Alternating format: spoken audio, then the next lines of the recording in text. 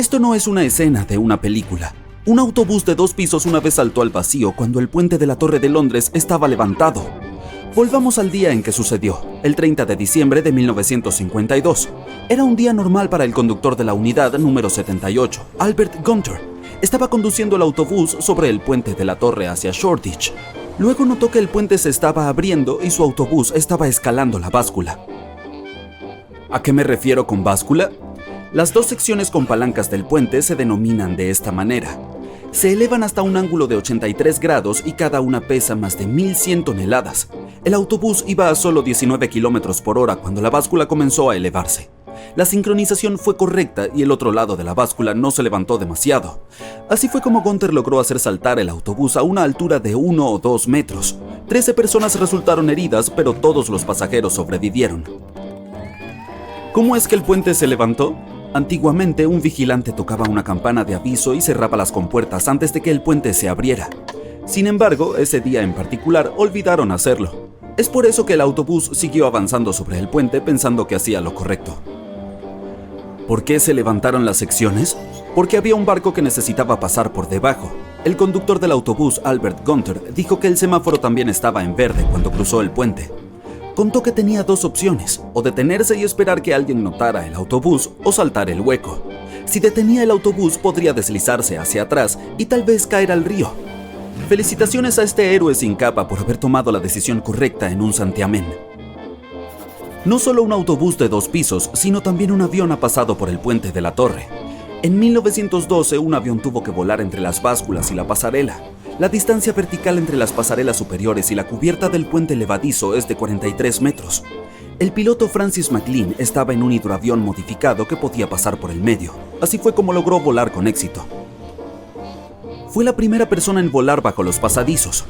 Para muchos de nosotros es riesgoso y aterrador, pero para él era pan comido. Le dijo a la prensa, no es tan riesgoso como parece, ya que los arcos de los puentes son enormes cuando te acercas a ellos. Este individuo era un ingeniero civil, astrónomo, fotógrafo pionero y aviador. Sí, parece que era la combinación perfecta para este tipo de acción. ¿Por qué decidió hacer esto? Lo que pasó fue que tenía una cita en la ciudad. Todo ocurrió en una mañana de sábado, y McLean pensó, ¿por qué no pasar por allí con mi hidroavión? Despegó a las 6 de la mañana. Llegó al muelle de Westminster en el puerto de Londres alrededor de las 8:30. ¿Quieres escuchar la historia de un bromista que vivió en el Londres de principios del siglo XIX? Theodore Hook y su amigo estaban pasando el rato como siempre. Luego hicieron una apuesta. Hook apostó a que podía convertir cualquier casa de una manera en la que todos hablarían de ella en una semana. Él demostró el poder que tiene una falsa alarma. Escogieron una casa al azar en la ciudad. La señora Tottenham vivía allí. Hook escribió numerosas cartas a muchas personas, desde abogados hasta pasteleros. Después de una semana, personajes como el gobernador del Banco de Inglaterra y el alcalde de Londres aparecieron en la puerta porque tenían invitaciones. No solo personas, sino también las entregas que Hook había ordenado en secreto llegaron al mismo tiempo. Pronto, el corazón de Londres se detuvo por completo. Imagina esto: te despiertas a las 5 de la mañana después de escuchar el timbre de la puerta. Ves a un desconocido en la entrada. Dice que está aquí para limpiar las chimeneas. No llamaste a nadie para este tipo de servicio, así que mandas al hombre de vuelta. Unos momentos después, alguien más toca la puerta. Otro barrendero te dice que ha sido convocado. Pobre señora Tottenham, su criada tuvo que despachar a 20 hombres más. Lamentablemente, la broma no terminó ahí. Cosas como grandes entregas de carbón y pasteles de bodas también fueron enviadas a su casa. A medida que estas entregas y trabajadores se acumulaban en la puerta, otras personas como médicos y sacerdotes se acercaban a la casa diciendo que habían sido llamados para atender a alguien allí. Hook y su amigo alquilaron una habitación pequeña cerca para ver dónde terminaba su apuesta. Efectivamente, la gente se presentó en la casa e hizo que Hook ganara la apuesta. Rick Buckley es otra persona a quien le gustan las bromas, pero también es un artista. En 1997 modeló su nariz y la pegó en varios lugares de Londres con cola. Su objetivo era protestar contra las cámaras de seguridad. Una combinación muy creativa de broma y arte. Inicialmente pegó las narices en unos 35 lugares emblemáticos de todo Londres. Las 7 narices de Soho son famosas. Supongo que a Rick no le gusta que la gente meta las narices en los asuntos de los demás. Es hora de la libre asociación. Desde las narices ubicadas en lugares aleatorios de la ciudad, ahora vayamos a los tiempos antiguos, cuando las personas usaban cosméticos tóxicos en el rostro en nombre de la belleza. Me referiré a una creadora de tendencias de su tiempo, la reina Isabel I. Ella tuvo una gran influencia en la moda. No solo la ropa de las mujeres, sino también el estilo de los hombres se vio afectado por su elección de vestuario. Aquí voy a hablar sobre su icónico look blanco. Este look se logra con una base blanca llamada ceruza. Se hace mezclando plomo blanco y vinagre. En esa época las personas también querían blanquear sus pecas y tratar las impurezas. Este tipo de cosméticos incluían ingredientes como azufre, trementina y mercurio. Como puedes adivinar, estos ingredientes son perjudiciales. Acaban dejando la piel gris y arrugada. Ni siquiera voy a mencionar los otros problemas de salud que causaban estos cosméticos mágicos. Michael Holmes era un paracaidista profesional y especialista en paracaídas de dosel. No es pariente de Sherlock Holmes. Él está en mi lista porque sobrevivió contra todo pronóstico. Un día estaba instruyendo a nuevos paracaidistas. Comenzó como un día rutinario para él. Estaba en el avión con 16 estudiantes. Iban a saltar desde 4.500 metros. El proceso era simple en teoría. Permitirían una caída libre durante aproximadamente 1 minuto y luego abrirían sus paracaídas a 1.500 metros. Ese día las cosas no salieron según lo planeado. Michael liberó el paracaídas, pero no se abrió. Pasó segundos tratando de desprenderse del paracaídas principal para poder abrir el de reserva. Mientras luchaba, también giraba continuamente. Así lo describió. Estaba girando tan rápido que casi me desmayo por la fuerza G. En otra ocasión, él había estado en una situación similar en la que tuvo que desenredar los finos cordones entre el arnés y el dosel. Sabía que tenía un respaldo y que este sistema era seguro, por lo tanto no entró en pánico. Bueno, al menos al principio. Esta vez no podía perder el dosel principal. Cuando estaba alrededor de 1.200 metros, decidió abrir el segundo paracaídas y no pasó nada. Intentó mantener la calma y encontrar una manera de aterrizar. Las cuerdas todavía estaban enganchadas, por lo que el paracaídas principal aún estaba allí. No podía alcanzar el pequeño cuchillo, tenía que cortar las líneas. Lo que era incluso peor que girar era que el tiempo se estaba acabando. Se estaba quedando sin opciones mientras se acercaba al suelo a una velocidad de alrededor de 130 km por hora. Él tenía una cámara en la cabeza que registró todo el incidente. Después de intentar todas las opciones y de que nada funcionara, se despidió en cámara. Por suerte, su historia no terminó mal. Recuerden lo que dije al principio, este hombre sobrevivió milagrosamente. Aterrizó en un arbusto de zarzamora a unos 3 kilómetros del lago Taupo, en Nueva Zelanda. No sufrió ninguna lesión grave. Eso significa que una persona puede caer del cielo y sobrevivir si las condiciones son las correctas. ¿Qué harías tú si estuvieras en esa situación? Llamadas, páginas de internet, links maliciosos. Esas son las formas en que pueden estafarte en el siglo XXI. Pero, ¿qué tal si alguien intentara venderte la Torre Eiffel, el Big Ben o incluso el puente de Brooklyn? Cuesta creerlo, pero todas estas cosas y muchas otras similares han sucedido a lo largo de la historia. Es posible que ya hayas oído hablar de George C. Parker, uno de los estafadores estadounidenses más fascinantes. Operó principalmente a finales del siglo XIX. Estafador es un término que solemos usar para hablar de una persona que engaña a los demás. Primero se gana su confianza y luego los persuade para que crean algo que no es cierto. Parker era neoyorquino y se ganaba la vida haciendo ventas ilegales de lugares emblemáticos que en realidad no poseía. Logró vender propiedades tan populares como la Estatua de la Libertad, el Madison Square Garden, el Museo Metropolitano de Arte y, por supuesto, el puente de Brooklyn. Ese es su logro más famoso. Vendió el puente varias veces, al menos 2 por semana. Una vez llegó a venderlo a $50,000. El nuevo propietario ni siquiera sabía que había sido víctima de una estafa hasta que la policía de Nueva York le impidió hacer cosas que normalmente podrías hacer en tu propiedad, como instalar cabinas de peaje. El puente de Brooklyn abrió sus puertas a fines del siglo XIX. Era un puente de peaje, lo que significa que los peatones debían pagar cada vez que querían cruzarlo.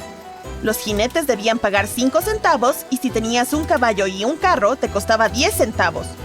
Decenas de miles de personas lo cruzaban cada día cuando iban a trabajar desde Brooklyn hasta Manhattan. Un par de años más tarde, este peaje fue retirado, por lo que obviamente algunos pensaron que podían traerlo de regreso. Parker solía elegir diferentes nombres para llevar a cabo sus estafas, como Warden Kennedy, James J. O'Brien, Sr. Taylor y Sr. Roberts. También usaba múltiples métodos para presentarse como el propietario legal de las propiedades que vendía.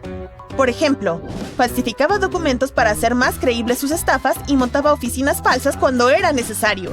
Además, cuando vendió la tumba del general Grant, se hizo pasar por su nieto. Uno de los lugares más populares en los que operaba era la isla Ellis. Esperaba a las personas que llegaban de diferentes países, especialmente a los que traían dinero para invertir en nuevas empresas. Su blanco favorito era no solo la gente que quería trasladarse a los Estados Unidos, sino los turistas en su primera visita a Nueva York. Bonita bienvenida, ¿cierto? En el Reino Unido había un hombre que hacía algo similar, pero en sentido contrario. Arthur Ferguson vendió monumentos nacionales famosos y otras propiedades públicas a turistas procedentes de los Estados Unidos durante la década de 1920. Vendía obras como el Big Ben, la columna de Nelson en Trafalgar Square y el Palacio de Buckingham. Y sí, también vendía esos edificios una y otra vez y hallaba diferentes compradores para ellos. Logró estafar a muchas personas porque los compradores no estaban bien informados. Además, una vez que descubrían la verdad, les daba mucha vergüenza contar la historia en público. Ferguson viajó a los Estados Unidos y vendió la Casa Blanca a un granjero, que debía pagarle $100,000 anuales. Al igual que George Parker, Ferguson también intentó vender la Estatua de la Libertad a un turista de Australia. El hombre quería comprar la impresionante estructura, pero no logró reunir el dinero a tiempo. Ferguson se impacientó cada vez más. Sacaba el tema todo el tiempo y presionaba a su comprador para que consiguiera el dinero, por lo que el australiano comenzó a sospechar. Decidió contar la historia a la policía, y fue así como lograron atraparlo. Lo condenaron a 5 años, ya que averiguaron otras estafas que había hecho en el pasado. La Torre Eiffel también se puso en venta en algún momento de la década de 1930. Victor Lustig fue otro famoso estafador que por aquel entonces tenía 46 años. Dejó boquiabiertos a los Estados Unidos de la era del jazz, así como al resto del mundo. Durante su estancia en París, hizo un gran negocio. Vendió la Torre Eiffel y no solo una, sino 2 veces. El negocio de Victor era bastante sencillo. Organizaba reuniones con personas que necesitaban chatarra y las convencía de que la Torre Eiffel iba a ser demolida porque necesitaba una reparación urgente. El que ofrecía la oferta más alta se quedaba con los materiales. Era un hombre encantador con grandes dotes de comunicación que lo ayudaban a convencer a sus compradores de que la torre realmente sería suya tras la compra. Tenía decenas de pasaportes falsos y a menudo cambiaba de nombre mientras hacía negocios ilegales. Existe una interesante leyenda local que se cuenta en Wichita Falls, Texas. En 1919, un hombre tuvo la idea de convencer a la gente que vivía allí de que iba a construir un gran edificio que se alzaría hasta el cielo, algo que hoy llamaríamos un rascacielos. Recaudó $200,000 y construyó un edificio de solo 4 pisos. Tenía 5 metros de profundidad y 3 de ancho, mucho menos de lo que se suponía que debía tener. La medida que presentó en la documentación no estaba en pies, sino en pulgadas, un detalle que los inversores pasaron por alto. Por supuesto, el inversor que tuvo la idea original huyó con sus ganancias, dejando atrás una humillación conocida como el rascacielos más pequeño del mundo. En el siglo XVIII, una mujer llamada Bárbara Ernie viajaba por Liechtenstein. Durante sus viajes llevaba un gran baúl sujeto a la espalda. Era nómada, por lo que a menudo se detenía para buscar alojamiento. Cada vez que hacía esto, le decía al posadero que sus objetos más valiosos estaban en el baúl y le pedía que lo guardara en la habitación más segura de la posada. Los posaderos le hacían caso. No sabían que adentro del baúl no había joyas ni ropa. En realidad, su compañero de viaje salía de él, tomaba todas las cosas de valor y huía con Ernie. Algo que duró 15 años hasta que por fin atraparon al dúo viajero. Un vendedor de muebles de la bahía de San Francisco descubrió su idea de negocio en los años 70 y 80. Llenó la zona con anuncios que irritaban mucho a la gente. Después, llevó las cosas a otro nivel. Le dijo a todo el mundo que era el dueño del 50% de la mina de oro Golden Gulch, justo al lado de Truth or Consequences, Nuevo México. Todos escucharon la historia de que el yacimiento estaba listo para buscar oro, y estamos hablando de mucho oro, con un valor de hasta $93 millones solo en el primer año. Su empresa vendió acciones que le reportaron grandes beneficios. Por supuesto, todo era una estafa. En 2010, un camionero sin trabajo tuvo una idea bastante insólita. intentó vender el Hotel Ritz de Londres a casi $300 millones. No estaba nada mal, teniendo en cuenta que el valor real superaba los $700 millones. El conductor se hizo pasar por un buen amigo de los propietarios de este lujoso hotel y también se presentó como su socio. Dijo que los propietarios tenían sus propias razones para vender el hotel a través de un tercero y que no podían hablar de ellas. Su comprador incluso le entregó $1 millón como comisión inicial. Luego, el conductor le dijo que había recibido una oferta aún mejor, así que se la pasaría a otro comprador, pero que no le devolvería la comisión. Algunas personas han intentado vender cosas extrañas online. Por ejemplo, a principios de la década de 2000, cuando Internet apenas estaba expandiéndose y mucha gente ni siquiera entendía el concepto de compra digital, un hombre de Australia intentó vender un país entero en eBay. Sí, podías comprar Nueva Zelanda en una subasta de un mes y el precio inicial era de $0,01 australianos. Algunos compradores potenciales se lo tomaron bastante en serio, por lo que el precio alcanzó los $3,000 antes de que eBay interrumpiera la subasta.